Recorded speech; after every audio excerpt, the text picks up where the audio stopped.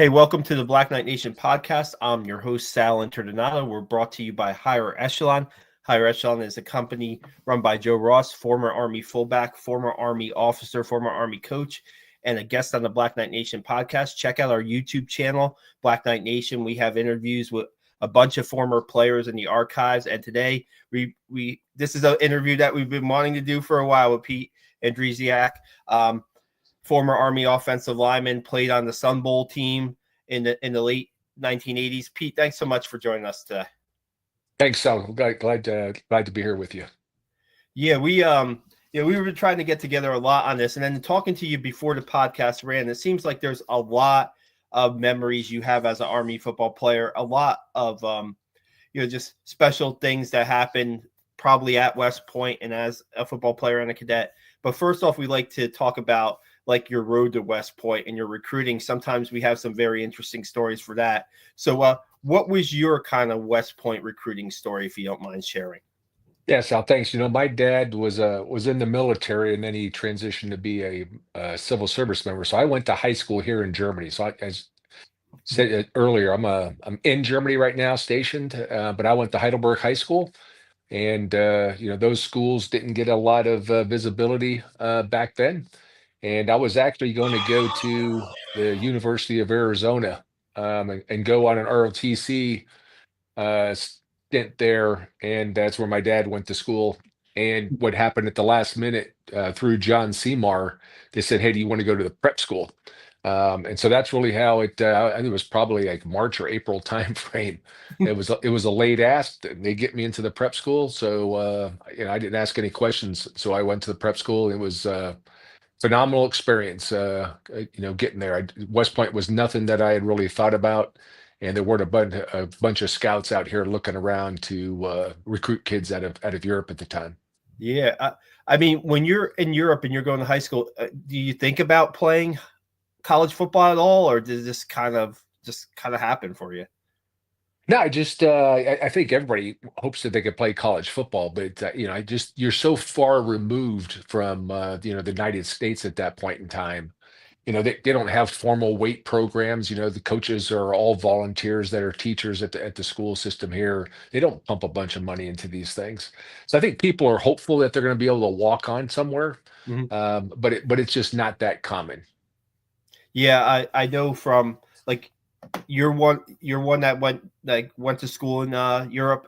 I look at Ollie Villanueva, the story of Ollie Villanueva, and how he was discovered also in Europe. It's I always say that Army recruiting is a nationwide is nationwide. They recruit all 50 states. Well, they also recruit Europe also too. So that's pretty interesting. So what was the life like at the prep school for you first time? I mean, your dad was in the military, so was it kind of accustomed to that first year at the prep school or no?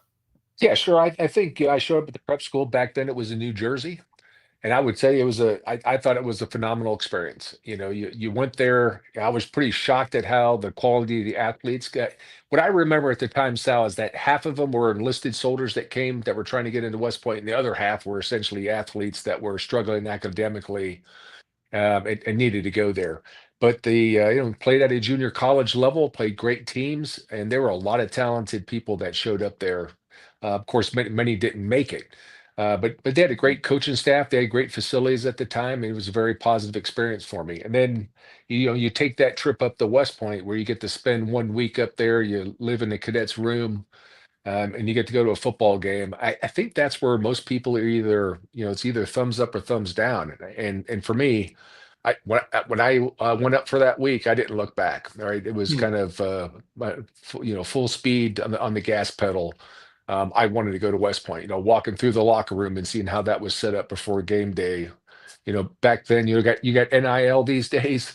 Back then, seeing a jersey in a locker was enough for me. Yeah, and when you're getting to West Point and your football career, that's Jim Young's time, and Yeah. Hall of Fame coach. And your freshman year, they have a pretty successful season. I mean, you're experiencing like being on a team that's having success right away, right? What was plebe year like for you? Yeah, plebe year was I came in. started off pretty well, but I wound up on the scout team, right? And I think for a lot of folks, that's a tough, bitter pill to swallow. You got to choose whether you want to go up there and get beat up every day, or you just want to walk away from it and go be a cadet. So, I did my time as a scout teamer, and but watching that team play, watching them play Tennessee that year, and compete, it was exciting to just be associated with those guys. And then spring football is where everything changes for many folks, and I walked away from spring football, being a number two, a backup to the starter on varsity. I got a funny story about Jim Young since we have a little time. Absolutely.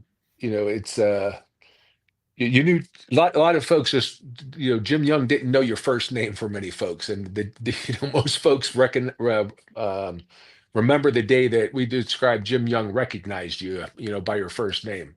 And I remember it was in the spring game, and it was the black gold game, and I got hit from behind by the running back, fell on my ankle, and I thought I was done for the game because I heard it pop, and I was just down on the ground, and Jim Young walks up, grabs me by my arm, and says, "Pete, get back in the huddle."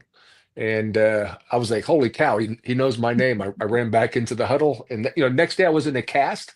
Um, but he was a phenomenal coach. He knew how to leverage history. He knew how to get the best out of cadets.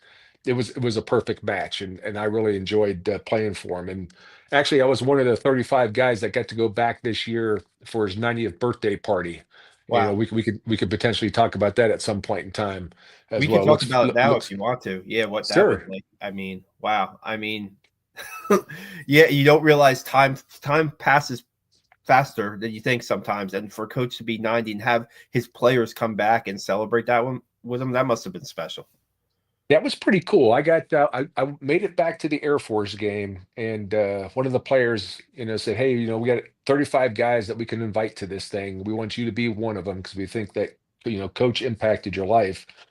So the way this thing is set up, there were players from it was essentially 32 to 35 players, University of Arizona, Hmm.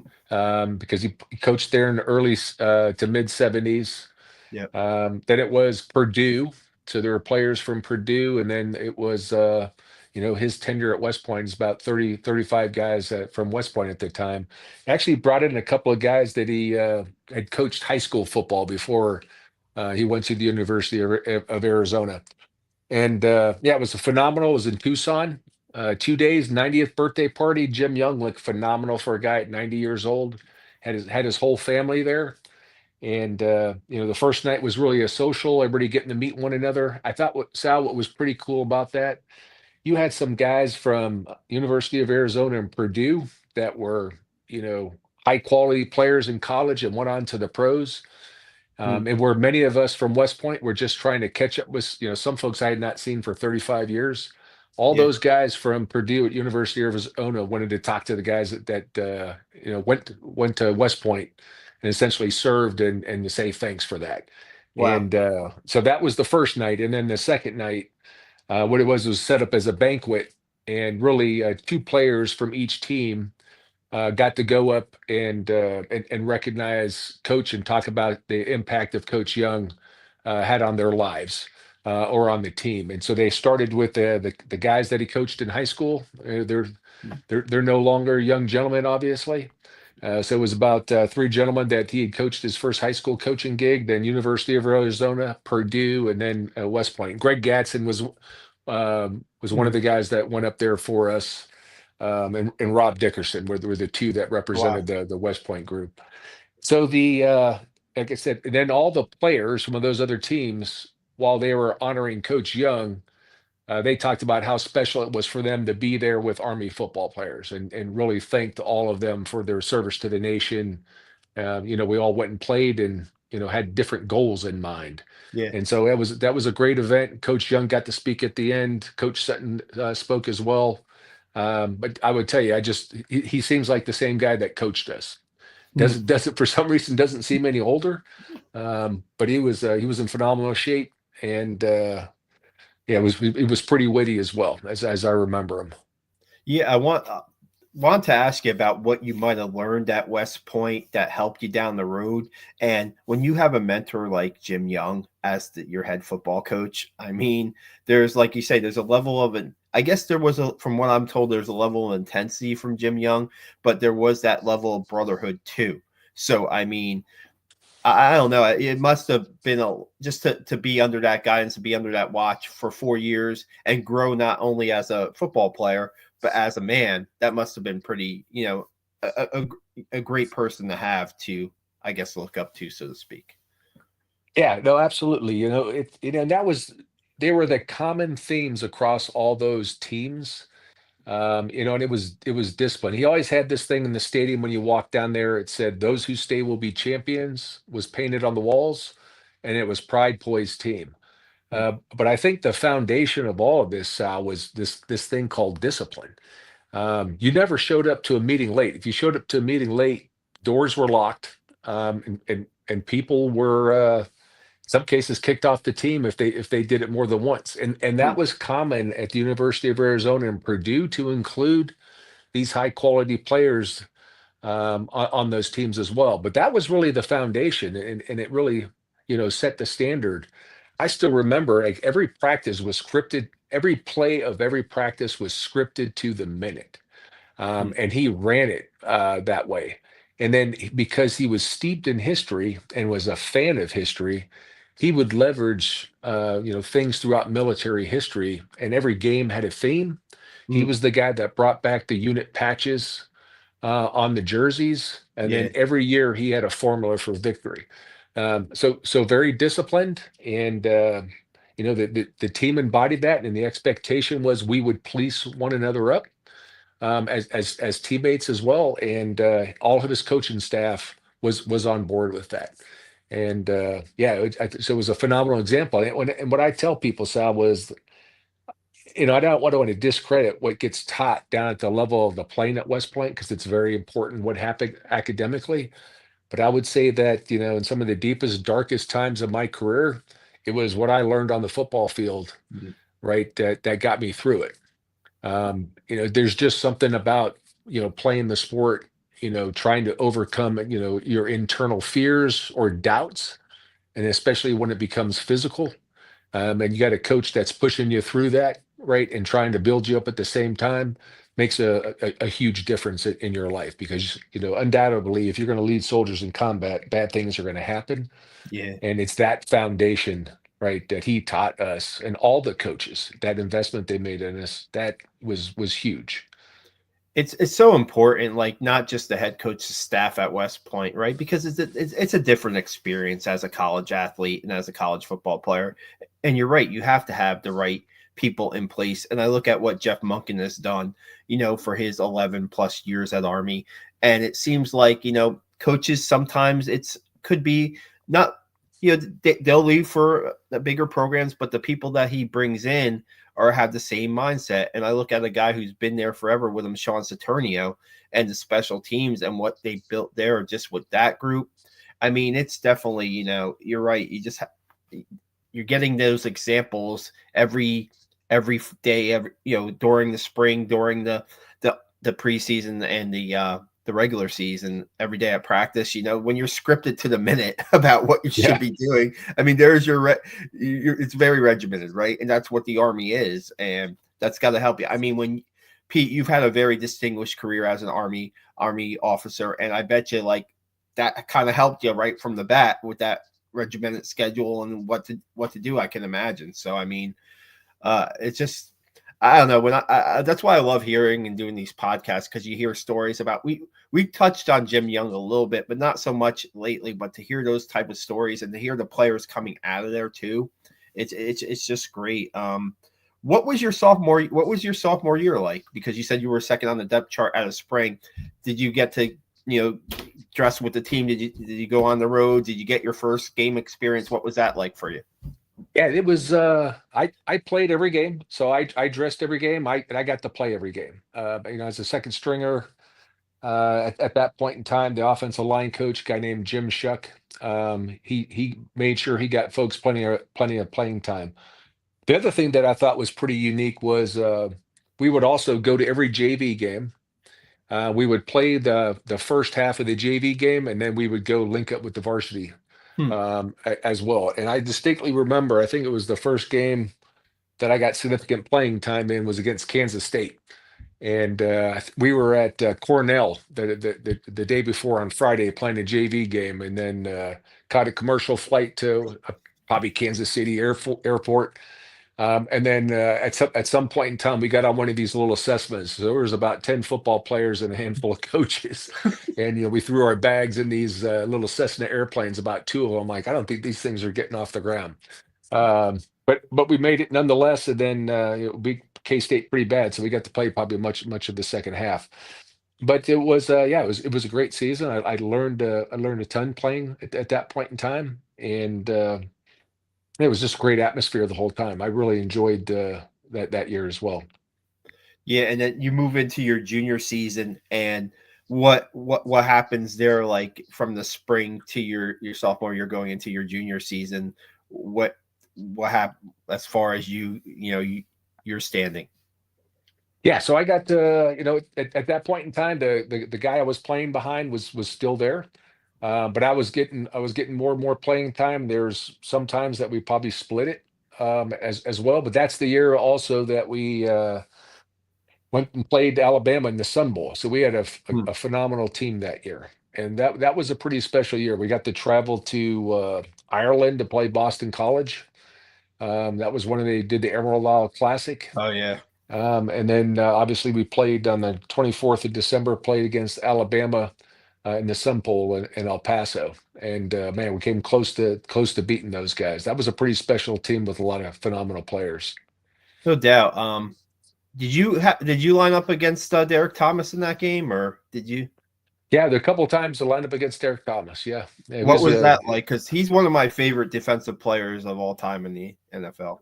yeah, that guy's an exceptional athlete, no doubt. It was very, very sad that he died so young in a car accident. But yeah, that guy was phenomenal, and it was him that blocked the punt that probably prevented us from winning that game.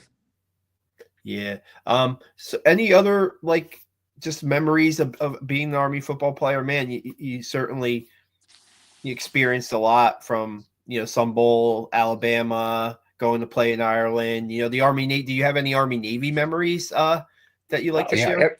yeah. Every one of those, Sal. I mean, you don't forget those. Those games especially. The Sun Bowl is unique because you get to go out. During the holiday period. And go out and participate in the bowl. There's some unique opportunities. I think the one that I remember with Alabama. Most colleges didn't hit during the season, and with Jim Young, you hit almost every day of the week in Hmm. season, except Friday. And I remember we were splitting the early practice and the later practice with Alabama. And so on day one, Alabama was coming off the field from the early morning practice. They were wearing shorts and helmets, and we came in full pads. That night, we were getting on some buses to go downtown because most people went out in the evenings to clubs. And we got on the bus with a bunch of Alabama players, and they said, "Hey, because you guys wearing pads tomorrow for the rest of the week." But I think it was the way Jim Young played football, right? It is every just about every day of the week that you were hitting. And there were some times where you got to go shoulder pads and shorts, and focus on execution.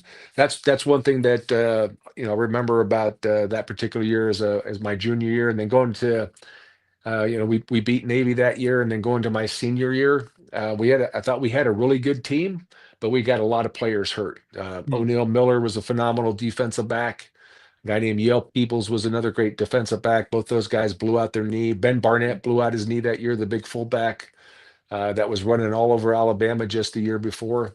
So we finished 6-5, and probably the most disappointing part there was we lost the Navy in the final seconds of the Army Navy game Hmm. when Navy kicked a field goal. That's one thing I'll never forget because we should have went really and beat Navy that year, and those are always tough. Yeah, I was going to talk to you about like being on like what was it like to win the Commander in Chief's trophy back then. and then you talk about the toughness of that senior year in that last game against Navy. So there's a balance there, right? I mean, there was like, you had your highs and you had your not so highs there, but you guys, I mean, I guess that senior year where you have all these injuries, you're still fighting on every play, every down, right, against every opponent. And when that Navy game comes down to a late play or a late kick, it's got to be hard to swallow a little bit, but there certainly was a lot of pride there, no doubt, right? Yeah, no doubt. And I think we finished 6-5, but it was not reflective of the quality of the team. And the games we lost were the margin was small, right? To get if any one of those you could have kind of turned around and had a different result. But they are tough because you put so much into them. But they're the quality of the players that we lost, right? Those three guys in particular, um, they were really, really, unique in what they brought to the team, and it was just kind of hard to overcome that number of injuries. When you I guess when you graduate from West Point, your football career is over, and then you start your military service. I know that sometimes I hear from players that that senior year Army game, if you bump into people, in the Navy while you're serving, you'll hear that. I mean, I don't know if you experienced that, but the fact that you are now, on the same team, so to speak, right, with Navy, and I don't know how much you got to work with, Air Force or Navy people in your military service. I'm assuming you have in your long career, but I wonder if if the conversations of the games ever come up. I'm not saying the scores or who won, who lost, and that kind of stuff. No, that does come up, and as we mentioned before, so where I work right now at headquarters U.S. European Command, it is the joint headquarters for all forces in Europe. So about 80,000. And below us, we have an Army component, an Air Force component, a Navy component. So we have everything. And in our headquarters, it's joint. So you have all those guys as well. I went to a course a couple of years ago with a guy that was a linebacker at Navy that I played against. Hmm. So he and I showed up to the course. It was a course for one-star generals called Capstone, and he was my running partner through the whole time. And you got to travel around all over the place, and we're still good friends to this day, Wow. right now. And in fact, we got off of a travel in Europe, and as we landed in the DC area, he took me up to a Navy game up at Annapolis. Got me in the game, had a good time up there. We talk about it all the time, and especially when the Army Navy game comes up, because I've been over here and he's been in DC. We kind of jab each other, and yeah, we do talk about it. And when you find out that someone played the sport, I think there's that unique connection to other football players, regardless of what academy they went to. Would you mind telling us who the Navy player was? Yeah, a guy named Mike Borg Schulte. Okay. He's Nice. down. He's a Marine Corps 3-star right now. Oh He wow. works in Washington D.C., so he's the head of their personnel. Wow. Wow. What you mentioned like what you learned from Coach Young in the Army football team, and that how that plays in your military career. I know your military career spans, 35 plus years, and just have you been in some have you basically I know you probably served over other Army football players too, right? And some of the guys that you might have graduated or played with, and some of the maybe the newer, the newer grads. I mean, what's that like when that brotherhood extends to the military, so to speak? Yeah, it's not something that you go out and brag about. You don't go out there and put feelers about who are the Army football players in the formation. And once in a while, like I ran into Pat Work when I was a lieutenant colonel Mm-hmm. in Iraq at that point in time, and he was a major on the staff. And I'd remember Pat because I'd heard about him. And so when you bump into one another, obviously you sit down and kind of catch up about Army football, especially at that point in time when it was in the downturn of Army football. It's a lot, Yeah. a lot of a lot of graping going on. Yeah, but you bump into each other and you find out that there's another player. You're going to go talk to them and catch up. And a lot of times when you're deployed, when the Army Navy game is on TV, that's the one you get to see, and a lot of guys will get together for that as well. And you know the story of Greg Gatson and Chuck Mm, Schretzman when Greg got hurt and yeah, you know got blown up in Iraq, and the Will Huffman went back. Will Huff went back and flew back with them. I mean that's what the whole thing is about, right? Is it is a brotherhood, and yeah, you have a very unique connection. And Sal, I will tell you, when I went back to that Jim Young birthday party, there were guys I hadn't seen in 35 years, and it's you don't skip a beat. You give the mm, guy a hug, and next thing you know, you're catching up, and it is a very unique relationship. But very very uncommon. I can't explain it, but it is a special one. yeah, no doubt. It's definitely like bond for life. No doubt.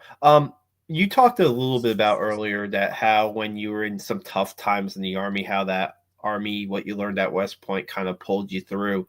Um, is there any experiences that come right to your mind where you thought, "Man, this is going to be tough, but I'm going to get through this because of what I learned at West Point."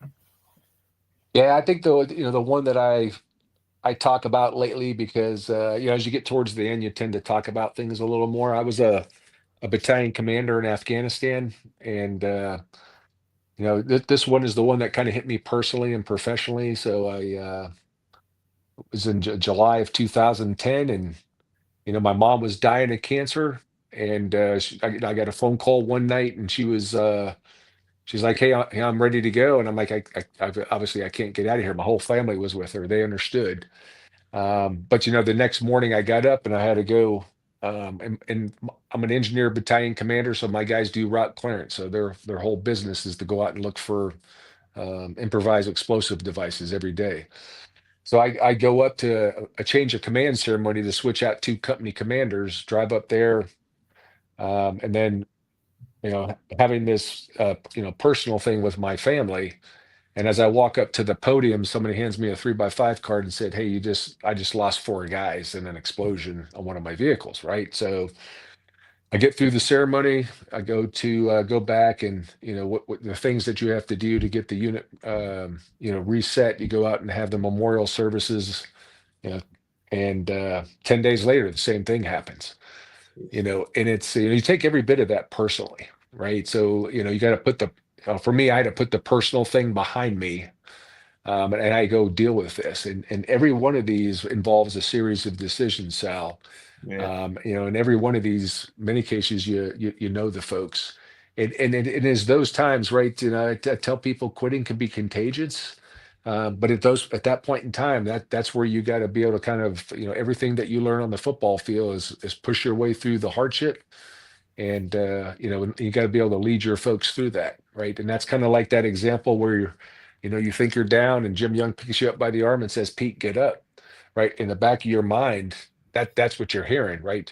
Your soldiers can't see you down, you know, worried about what's going on in your personal life, right? Or you know, spending too much time reflecting on the loss, because you got to get those guys back out, because there's so many other people that rely on you, right? That's that whole team aspect of that, right? So that's a delicate balance of, you know, dealing with the trauma, right, and being empathetic, and at the same time, what's the right amount of time to get them back out on the road because it's good for them and it's good for the mission. But I think you can't figure that out in a classroom, Sal. I mean, it's yeah, this whole part where you run into someone, um, you get beat. The question is, do you quit or do you keep going? It's kind of like the decision when you look at the depth chart as a plebe, and you're like, holy cow, I got a long ways to go. Do I really want to go through this, or do I go upstairs and suit up and get beat up every day for the next however many weeks to get my way through the season? It's the same thing. It's about enduring through that, right? And realizing that you can work your way through it and be in a better place. yeah, no doubt, no doubt. I appreciate you sharing that. What are some of your proudest moments as an army officer? Would you say? I mean, there might be many, but is there any that come to mind?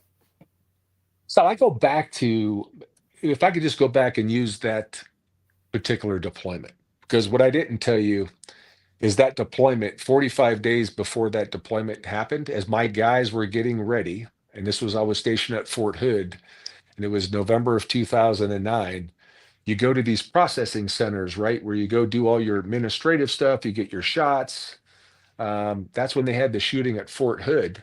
where that doctor, the psych doctor who was actually seeing soldiers, brought his own weapon in there and decided to shoot the place up. I lost 4 guys, and I had another 12 that had been shot. And then, of course, many more that were there to witness the whole thing. That was 45 days before I went on that deployment. Wow. So the challenge of getting through that piece, getting these folks deployed, right, and keeping them focused on the mission, right, is a significant challenge, right? And it's not just me; it's everybody else kind of leading the organization and getting to the other side. When we got to the other side in Afghanistan, Sal, this is when we had switched from being focused on Iraq, and they surged all this equipment, into Afghanistan at the time. So there wasn't even enough equipment, so we had to wait for it to show up, and much of this equipment had been battle damaged in Iraq. Hmm. Right. So my guys had to literally put this stuff back together in many cases to get out and get on the road. And so you're dealing with this surge of forces, this increase in activity. And as I talked in the previous session or segment about the 8 that I lost over a 10-day period, well, I lost too many more through that deployment. But if I were to measure it based off the success of the casualties of what happened before we showed up, I would tell you is that the units around me that were in that area, their casualty numbers went down significantly, Hmm. because my guy's job was to go out and find those IEDs every day, right? Yeah. So the number of lives that were saved was pretty significant. So to me, that's overcoming all that adversity. That's just not my victory. That's the victory of the organization at large, and the fact that you're preserving life. That's what this is all about. Yeah, no doubt. Question, just what's what's the future hold for you in the Army? What's next for you, or what does your future hold? So my future, I'll retire in October. Oh wow. Yeah, so it'll come to a close here in a few short months. And what I'll do is I'll stay here for a year at least. I got to get my son through high school. So that's the plan right now. I'll work from here in Germany. But my son's going to a great high school. He's a basketball player. So that's what I'll do. What job I'll take, I gotta work my way through that. So now I gotta go out and find some work. It's gonna happen to all of us. Yeah, yeah, no doubt. Lastly, what are your thoughts on the Army football team right now as you watch them? I know you probably keep a pretty close eye on them. Coming off a 12-2 season, winning the AAC championship in the first year that they're in the conference. One of the best seasons that they've had in a long time, maybe close to ever. Bryson Daly with a record season, and now they move on to 2025. And what do you see in the Army football team as you watch? Yeah, I think they had a phenomenal season. I mean, the downside obviously was the loss to Navy, and I got to meet those guys. I went to West Point about a little over a month ago and got to talk to some cadets. Got to talk at the prep school. Got to talk to the players. It was a pretty big kick for me. The facilities are amazing. Hmm. But man, those kids those youngsters had a phenomenal attitude, right? So I was really impressed in terms of kind of their demeanor and their approach to things. They were pretty motivated. I just think that it comes back down to the fundamentals. I think there was some concern that some guys had entered into the portal, and what that may portend for the future. I think that's largely settled out right now. But for those guys, I think just being focused on the fundamentals and continue to focus on Army football and the team, I think is probably the most important piece of this as they go forward. I think they have all the potential to have another exceptional season. I look at the captains of the 2024 team, Bryson Daly, Cody Weineker, who actually, went out and served in the Army and came back to play, Kyle Lewis and Max DiDomenico. And you can run through the senior class. I will go out on a limb and say the U.S. Army's, they're going to be in good hands with those guys going in as second lieutenants because, the leadership that they had, because the last 2 years they were 6-6. They just were not good enough to have a winning record and to turn that around and have that season. And a lot of it, Pete, when you were on the team, that the senior leadership on the football team is key, right? And Yeah, I don't absolutely. know what you experienced when you were a player, but I just noticed that this was different. They just were willed this team, and it was great to follow. It was great to see. And I'm sure that the 2025 team will have the two linebackers, Andon Thomas and Caleb Fortner, are cutting that same kind of cloth. So I mean, it's just like it's fun to watch. And then, I don't know, maybe you're gonna stay in Europe for a little bit, right? You won't. You get I'll to make it see. back though. I got my 35th reunion this year, so I have a little bit more flexibility to travel now. So I made a commitment to get back to more games. It's good for me. I get to see all these. Like Sal, I've essentially lived outside of the continental United States since 2013. So it's been hard to get back. And I would tell you, it's getting back to a game and reconnecting with friends is like hugely therapeutic. So it's extremely important.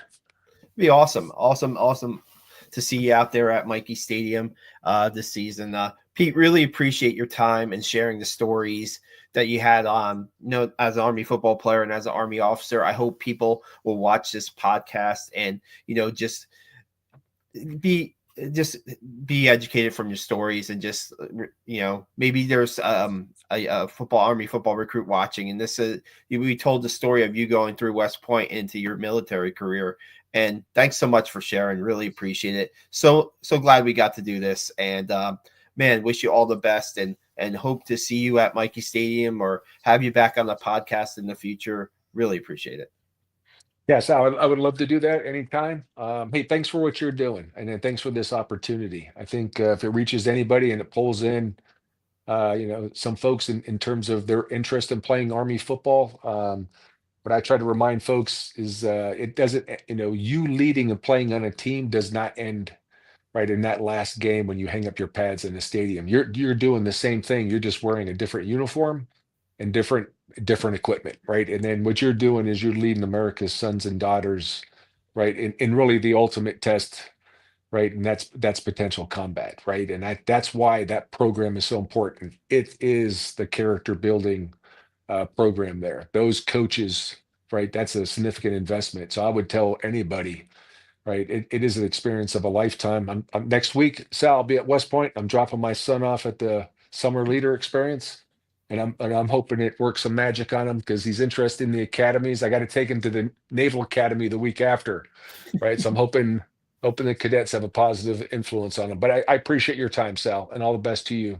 And hope to catch up with you in person sometime. Absolutely, Pete. Well said. And thanks so much. And guys, thanks so much for joining us. Check out our YouTube channel for more interviews like this, and we'll see you soon.